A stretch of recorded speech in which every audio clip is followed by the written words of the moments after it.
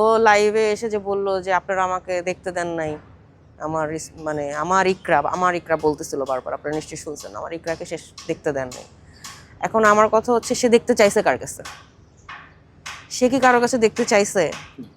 সে বলুক যে আমি অমুকের কাছে বলছি যে আমাকে দেখতে দিয়েন, রাখেন লাশটা, বা আমাকে দেখার ব্যবস্থা করে দেন।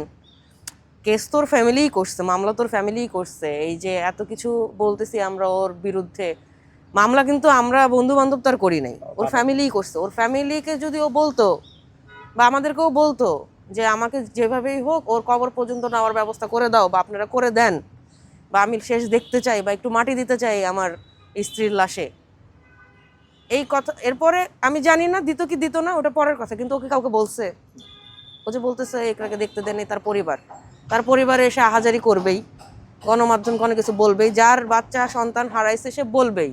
কিন্তু তুমি কি কারো কাছে বলছো? আমার শুধু একটাই কোশ্চেন, যদিও বলতে পারে যে আমি অমুককে বলছি, আমি অমুককে জানাইছি, অমুকের কাছে রিকোয়েস্ট করছি, তাহলে আমি এতদিন পর্যন্ত ওর কাছে অপবাদ দিছি যে দেখতে আসেনি, আমি এই অপবাদ উঠাই নিব। আমি নিজে বলতেছি, আমি উঠাই নিব, আমি নিজে ওকে সরি বলবো। কিন্তু ও আমাকে দেখাক, ও আমাকে কেন, সবাইকে দেখাক, আমাকে দেখাতে হবে না।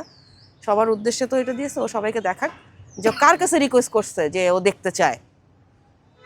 স্বামী যদি, যে স্বামীর জন্য স্ত্রী মারা গেল, সে যদি একবার এরকম কারো কাছে রিকোয়েস্ট করতো, আমাদের কাছে বলতো, আমরা কেন দিব না?